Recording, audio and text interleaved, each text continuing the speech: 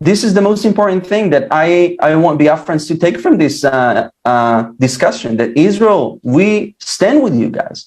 I believe that Israel still continues with this path of supporting its friends, its allies, its family. And just like we did that in 1967, Israel supports and does what it can.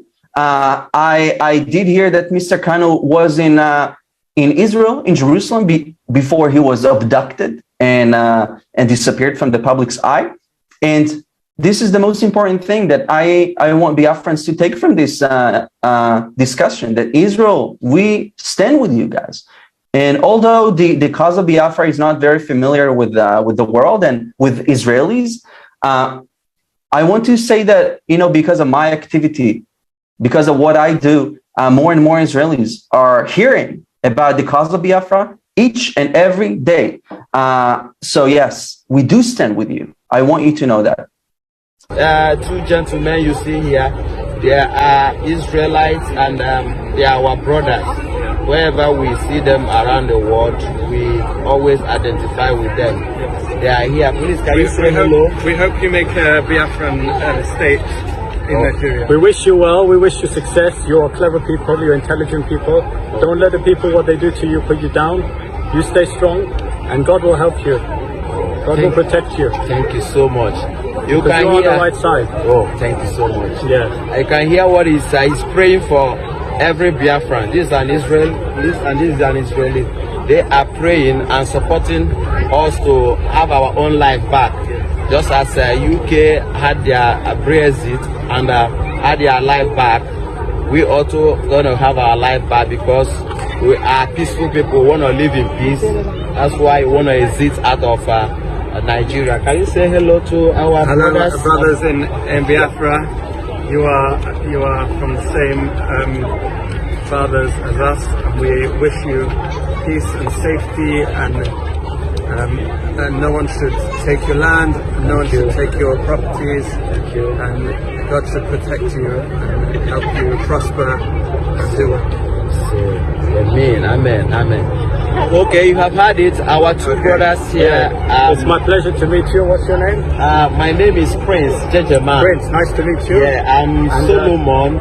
Solomon. Yeah, Solomon. You have a very important name. Solomon name was the most intelligent person who ever lived. Yeah. Thank you. So, and my nickname is Prince Jejeman. You can check me out on YouTube. I have a song rightly by Janjaweed, and that song is telling the terrorists in Nigeria that we are fed up, that we want to go back to our land. You understand? That is the title of that song, by Janjaweed, because Janjaweed are the people that are terrorizing Nigeria. The Nigerian government supported them.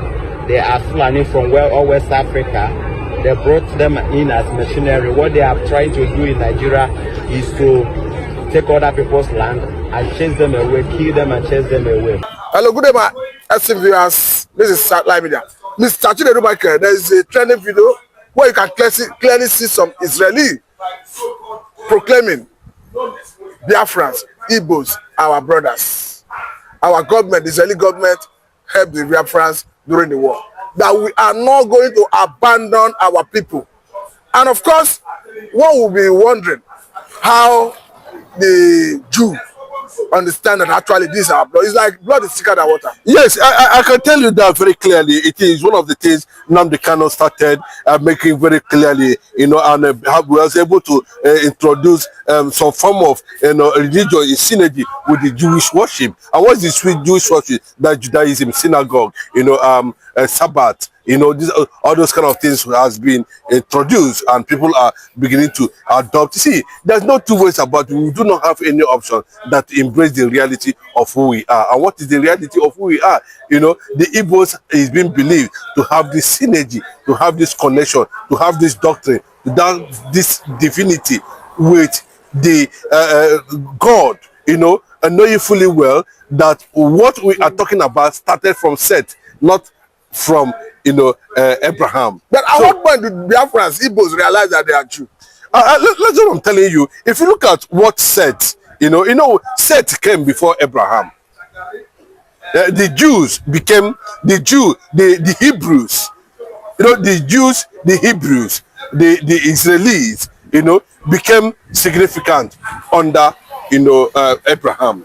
We were trying to tell you, ours started from the days of Seth, you know, where their kingdom started, you know, evolving over the years to a point that it got to Abraham and it became very significant. The thing is that because of regeneration and generational change over the years, there was a time that the entire history of this world was lost for over centuries. I can tell you, go and check record. Yes. I had to talk about the place I can read. Yes. How the historical, archaeological fact you can get from Uri actually point to the point that Biafrans are Jews. Yes, like I said it very before, because I participated in the burial ceremony of former Super Eagles player Emmanuel Emenike. Yes. And you saw for yourself? Yes, I saw. I was at Uri. If you go to Uri today, Uri today, every hamlet, every corner, every place, every village, every Okporo, you know what we call Okporo? Heritage, ancient heritage. If you enter Uri, any palace, any place you enter, you will see star of what? David. You cannot see it anywhere in Nigeria apart from Uri. You see it. You see the one ancient. You read the history. They will take you to where Uri. You see the progenitors. How it came to a point. Even Igala was one of the sons of Eri. Eri. As at that time, it is Igala. You're talking about Igala. This is Igala, Kogi State. So you when you look at all those things, you know, it gives you a sense of reasoning that actually, because bros, you cannot be what you are not. These people have kept this history, this trace, this understanding, psychology, everything, right from the beginning of time. It's not something that started now. That may have explained the reason the Jew protected Nnamdi Kanu when he escaped from Nigeria after the Operation Patton. Yes, Nnamdi Kanu was found there, you know, in Jerusalem because he has already had a path as a Jewish man. You know, he has already identified himself with the Jewish worship. He has already understand himself as someone who believe in that category. Remember what he told the court at that time? He made it very clearly that, you know, I am a Jew. I am a Jew. He said, who are you? He said, I'm a Jew. And what makes you a Jew? Can you be able to produce? Yes, and he did exactly that. Bros, we cannot be what we are not.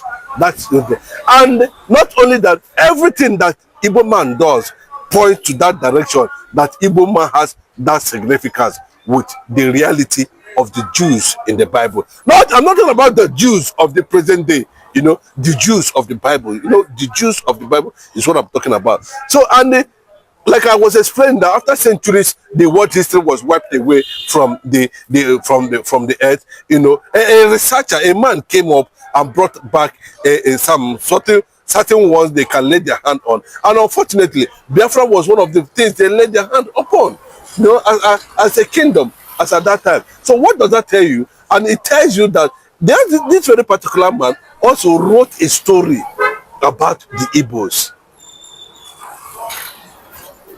when the world has not civilized. And what was the story? He said that these people behave like the ancient Jews of Israel. But Mr. I want to take it to an angle, because you did said the other day that Igbos are the fourth richest in the world, fourth richest tribe in the world. Is it the Jewish lineage they derive that strength? Bros, okay, if you want to try it now, start business with an Igbo man in one particular place and see what will happen after 5 years. You will notice that Akachukune, there's divinity in what he's doing. There's hand of God. Yeah, there's hand of God, because that what you're seeing is already a covenant that has taken place many centuries by his great grandfathers that entered into covenant with God. And God is God of covenant. God knows how to represent covenant. That is it. So you see what is happening to Igbo, the Igbo rights, the way Igbos do their something, is not just ordinary. It's as a result of the covenant they have entered with Chukwu Okike Abiyama, the God of Abraham, The God of creation. the God of creation. And that has, look at what is happening to Israel today. It's not as a result of covenant they have entered with God. It's the same covenant that we entered with God. We are the children of Jacob, Isaac, and Abraham.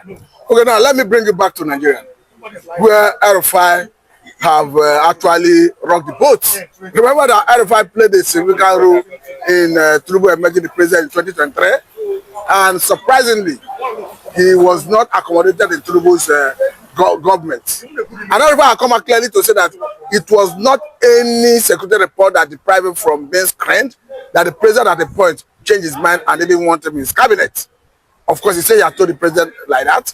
But the point here is, RFI made a very categorical statement that the same way a Jonathan could not return for a second term, that Tinubu is going to go to Jonathan way. Of course, before I look, I want to conclude on the issue of Fubara, finally, and I want to pass a certain message to the issue surrounding that Fubara. I just want to mention one thing, and unfortunately, it has become very clear on the side of the Supreme Court that they are very, very biased. The Supreme Court is no longer, it's a shame. It's a pure disaster. This alone is enough to destabilize the whole Nigeria. That judgment by the Supreme Court.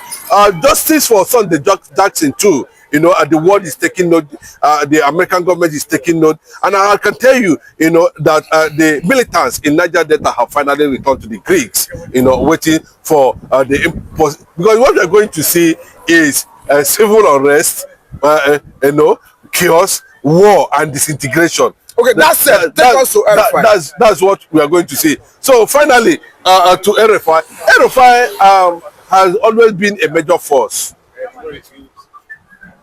You can't take that away. We saw when they wanted to form a coalition many years ago under Jonathan. It was RFI that the Northerners delegated to meet with Fashola, and after meeting with Fashola, they factored Arebeshola and the rest of them in, and Tony Momo took advantage of that, and that was how Bola Ahmed Tinubu came in, and they were able to form a coalition that removed Jonathan from power.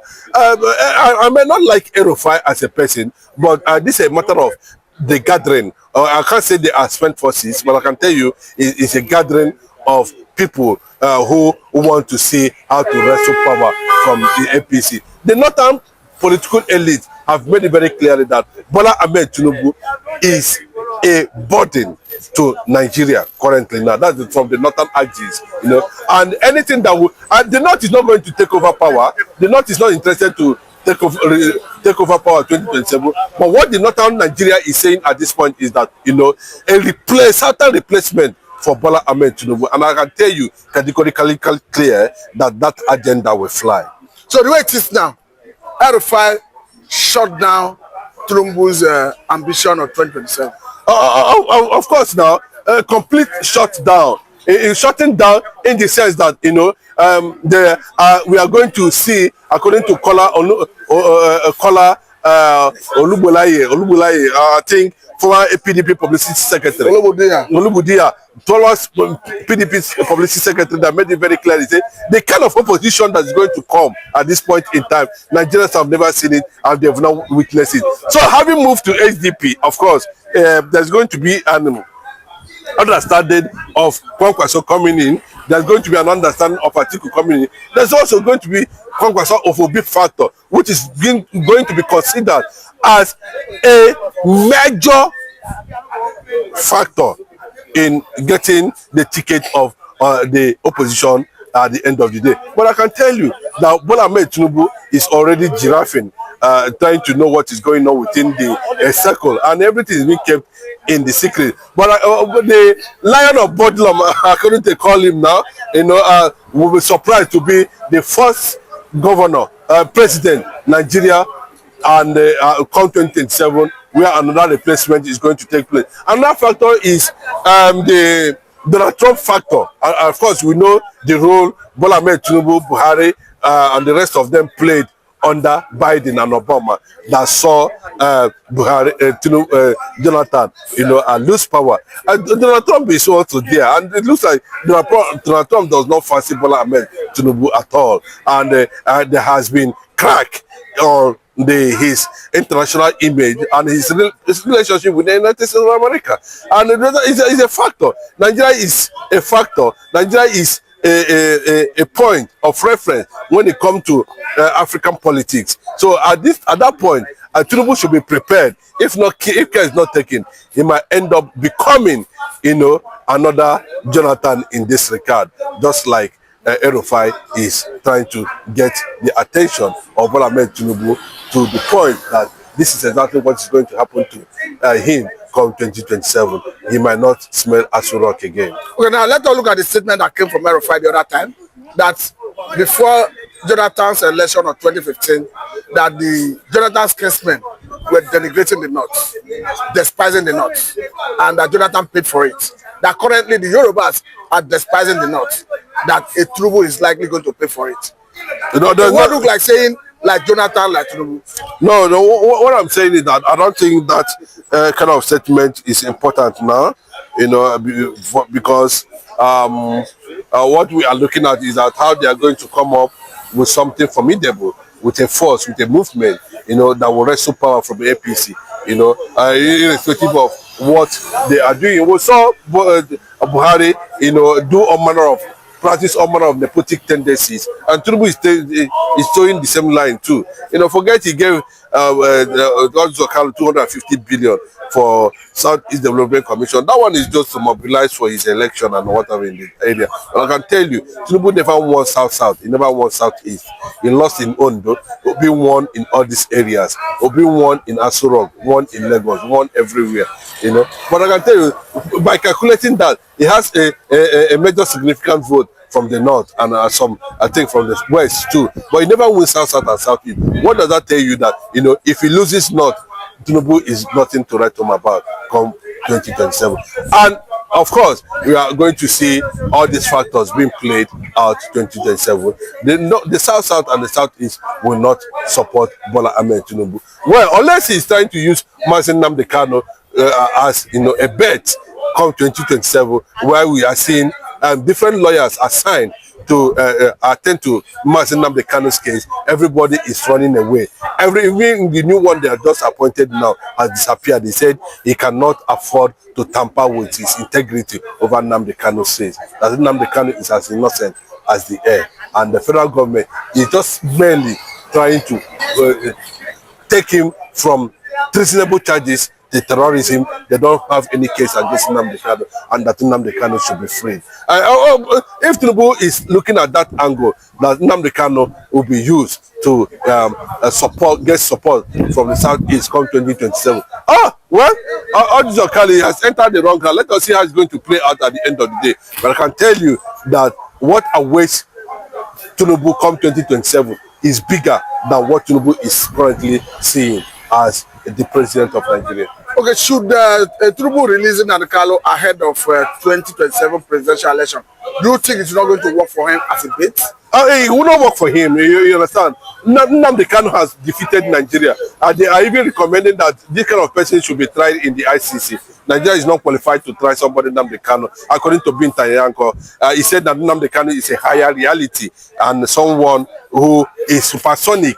His brain is supersonic, intelligent, stubborn, a legal astute. He said a lot of things about Nnamdi Kanu. That he actually loves Nnamdi Kanu. That's what he said. That he actually loves him.